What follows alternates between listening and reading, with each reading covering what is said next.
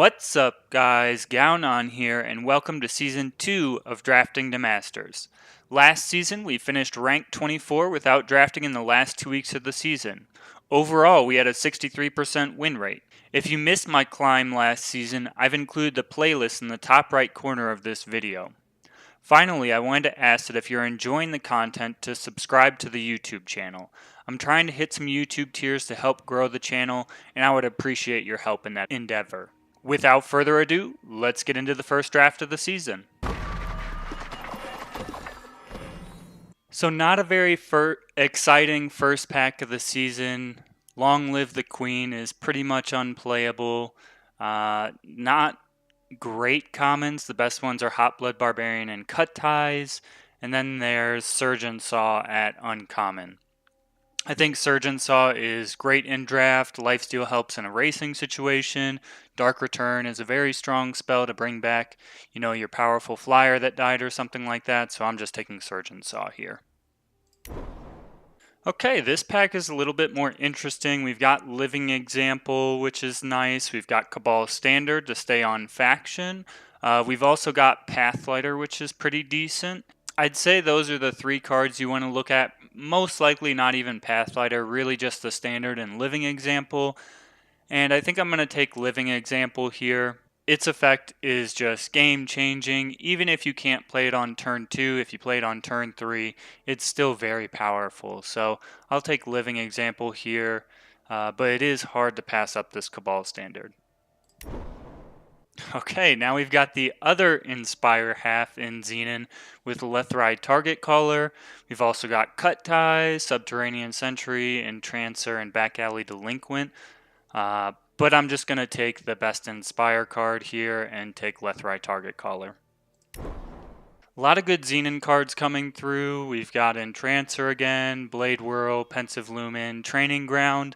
There is also Purge Leader, but not that excited about that card.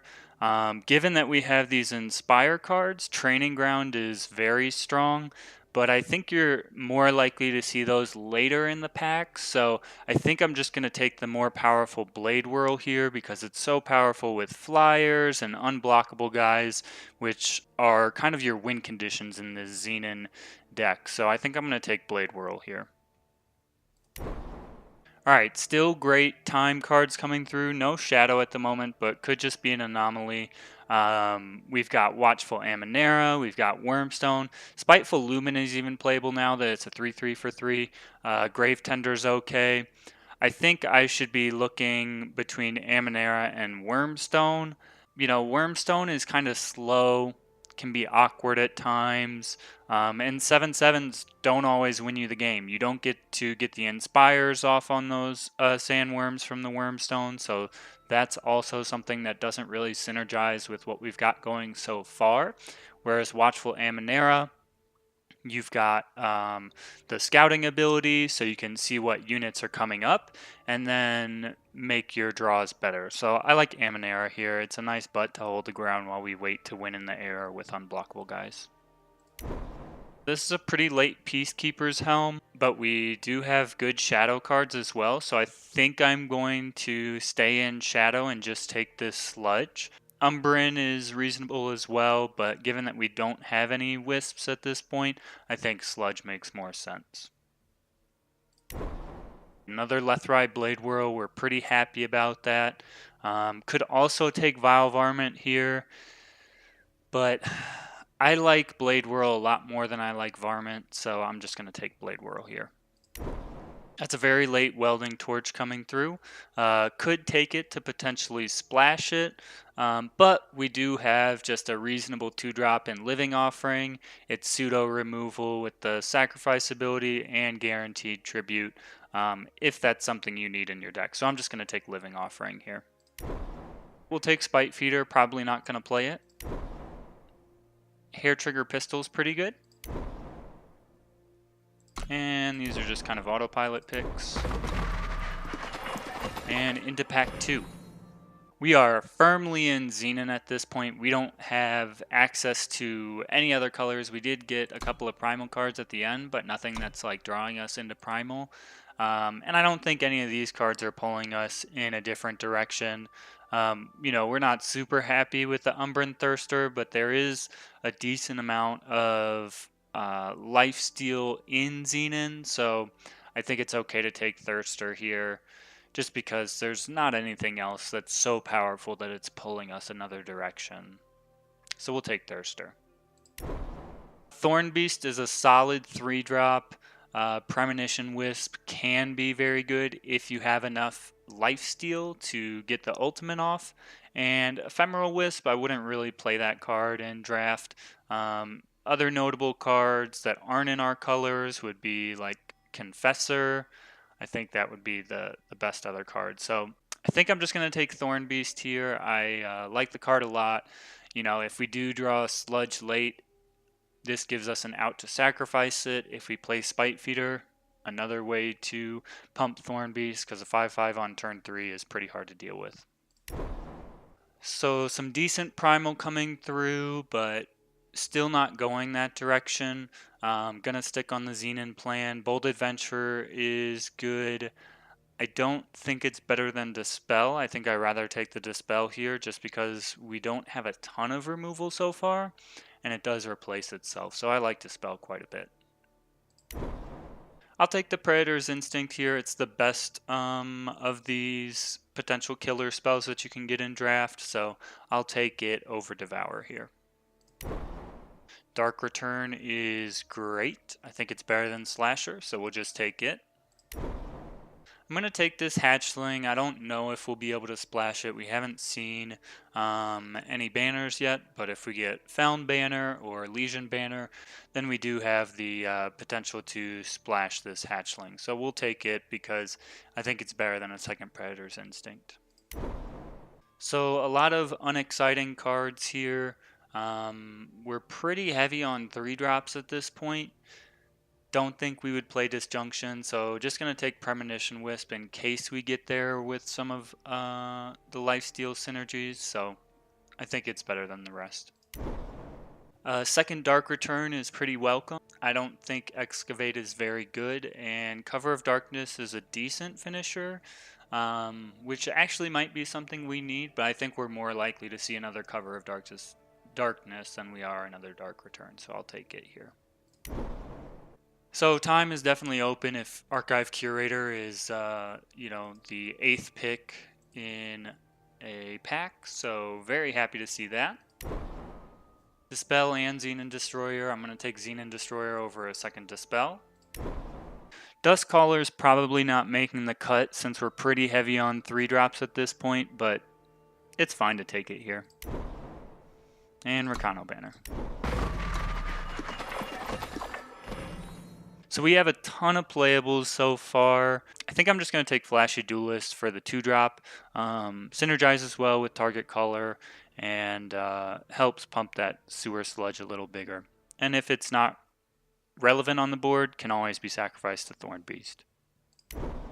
Beckoning Lumen is cute. There's also a Legion Banner, Seek Power, and Archive Curator. I think I just have to take Archive Curator. I'm going to gamble a little bit here and just take this Beckoning Lumen over the Archive Curator. I think either of these cards are more powerful than potentially splashing for Teriak's Hatchling. That being said, we don't have a ton of flyers, so could be a mistake that we're not trying to take the guaranteed splash for Hatchling, but I think Lumen is potentially a way for us to win in the late game, so I like it here. A lot of very weak cards here. Just going to take Cabal Bludgeoner, but hopefully not have to play it. Xenon Guardian is nice, so we'll take that here. Alright, so we do have Found Banner for the potential splash of Hatchling. I think we will take it here. Our other option is Teleport, and we don't have any ginormous dudes that really help us. Maybe there's argument for the Amber Waystone since we have cards like Thirster and Lumen and Premonition Wisp, but I think I'm just going to take the Found Banner to potentially play this Hatchling. Scorpion Wasp is amazing, as is Unseen Agent, so kind of sad that we can't take it here, but Scorpion Wasp is just really strong, so have to take it. Cover of Darkness, as I said, might be something we want in our deck since we don't have a ton of flyers at this point, so gonna take it here for a potential finisher. Ancient Lore could be decent in this deck, given a couple of Inspire guys. Lumen Shepherd gives us some more early game. I like it.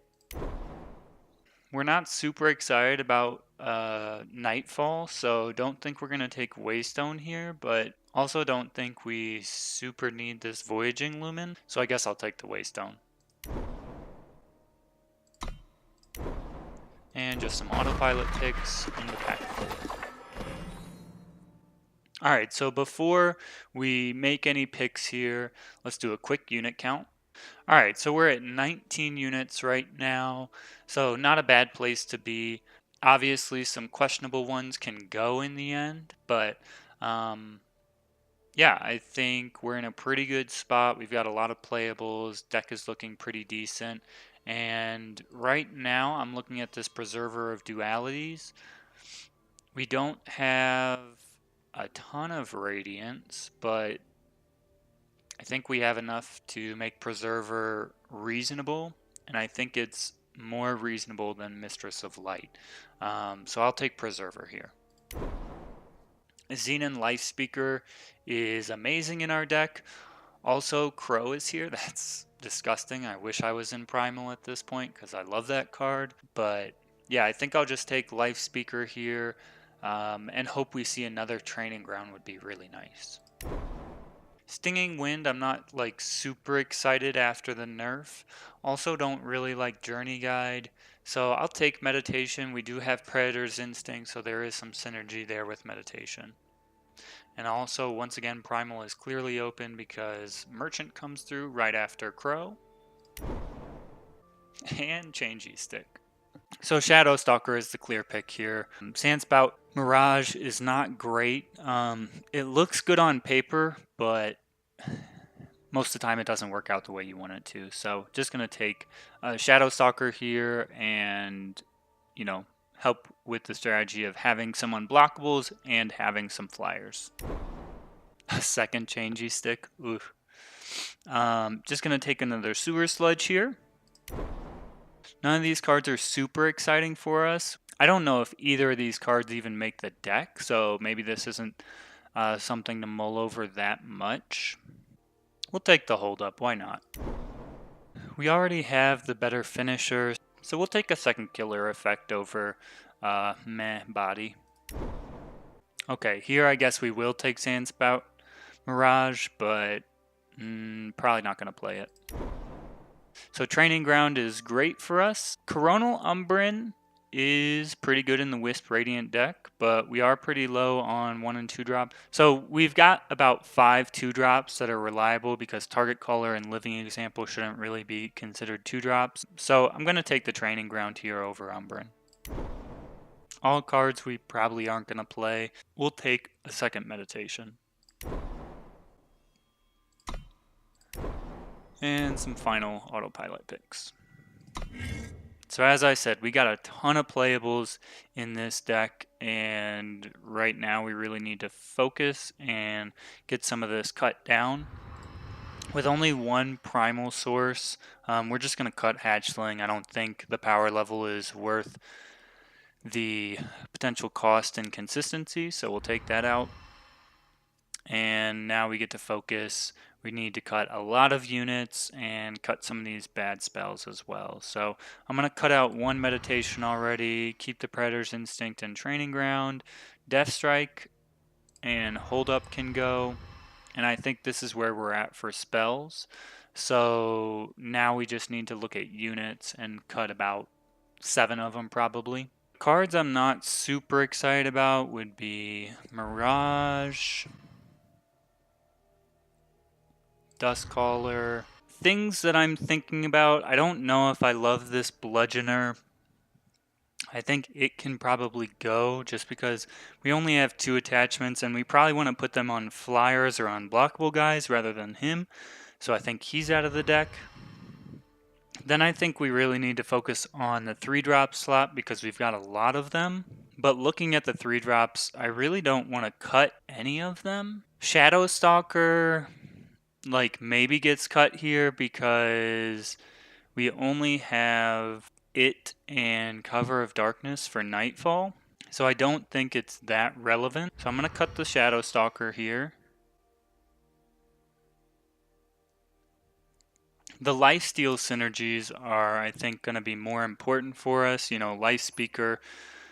We've got 3 really good Inspire guys, and if we get them all online, like, we should be able to just go to Value Town and win.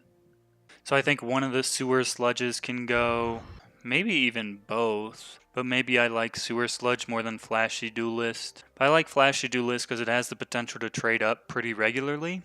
Question is Umbran Thirster good enough? You know, are we going to be able to get it in the air often enough, or is that not a likelihood? Same thing with Premonition Wisp. Very good if we can trigger the ultimate, but if we can't, not that great. So do I just take out the more synergistic cards and get rid of them?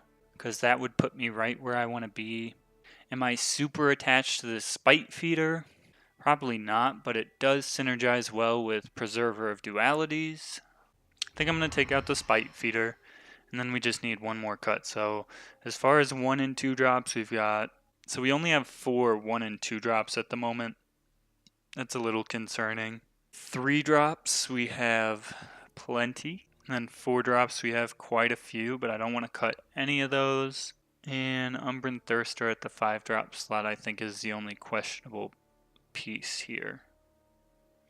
I'm just a little worried that by cutting some of these, I'm basically taking out my potential to win in the air, because my only flyer at this point is Archive Curator.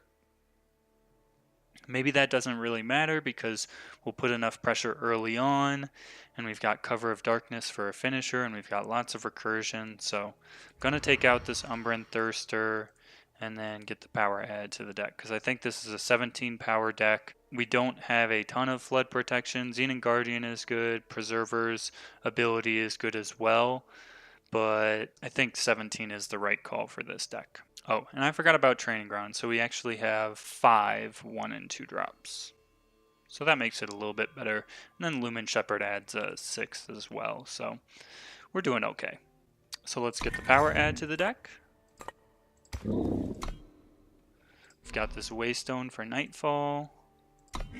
9-8 split seems reasonable, because I think I'd rather play Living Example on curve than I would Target Caller, but it's not likely that we're going to play either of those guys on curve. So, you know, we could make it more likely that we can hit Target Caller on curve by adding the 9th power there instead of time, because it would be better to go, you know, turn 1 Life Speaker into turn 2 Target Caller, but I'm just going to assume that I'm not going to hit either of those guys on curve and be okay with it. So, alright, I hope you guys enjoyed this first draft of the season. Next, we'll get into some games, and before we play the games, I will explain what I think about the deck and how I think it'll do. So hope you'll join me for the next video.